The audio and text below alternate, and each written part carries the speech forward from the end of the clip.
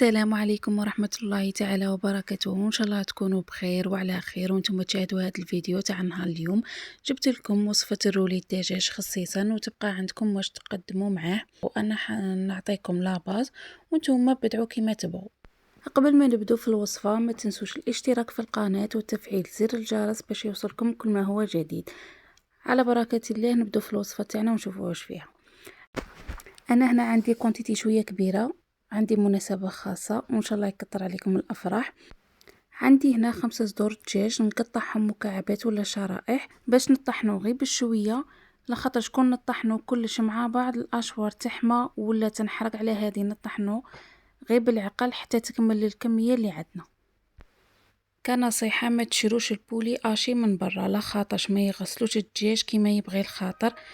على هذا شري صدر الدجاج وغسليه مليح وحكيه بالملح والخل وطحنيه يعطيك نتيجة افضل.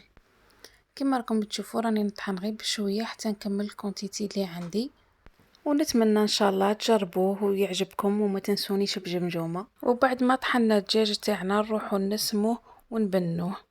شوفوا الكميه اللي تحصلنا عليها ما شاء الله، ونضيفوا له البصله اللي كنا تاني طحناها، كانوا عندي 4 حبات متوسطين، نضيفوا له 5 حبات بيض. وبالنسبه للشابلور نزيدو كميه مليحه لاخاطش غادي غير تزيد تطريه لنا. بالنسبه للتوابل هنا عندي مغرف كبيره تاع ملح، توابل الدجاج الشاورما اختياريه، ضفت لهم فلفل اسود وسكنجبير، والمكون السري اللي هو القرفه مطحونه وكركم وزوج مغارف توم مرحي، وفي الاخير نزيدو عليها معدنوس.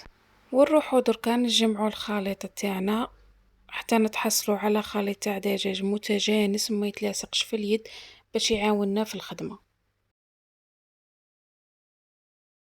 ونقول لكم مرحبا بكم عندي في الانستغرام بنفس اسم القناه باش تبعتوا لي تطبيقاتكم او اي استفسار نشارك معكم يومياتي.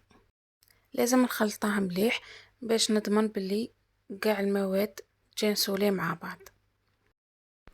في الحشو نحتاجو فرماج مورسو ولي سلايس كما راكم تشوفوا.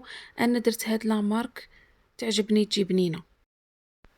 وللرولي نستحقوا بابي فيلم بابي الومنيوم كل رولي وحده. نفرشوا بابي فيلم ونجيبوا شويه دجاج ونكونوا منفخين يدينا بشويه ما بتعاوننا في الخدمه. وهنا تولي لكم في الحجم الرولي اللي بغيتوه كبير ولا بغيتوه صغير.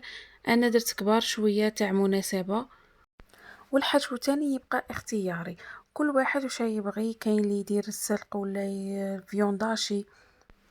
المهم انا درت الفرماج مورسو من بعد شرائح سلايس. طريقه سهله كما راكم تشوفوا. كي تروليه نزيروه مليح ونبلعوه من الاطراف على جال الحشو ونتاكدوا بلي ما غاديش يخرج لنا،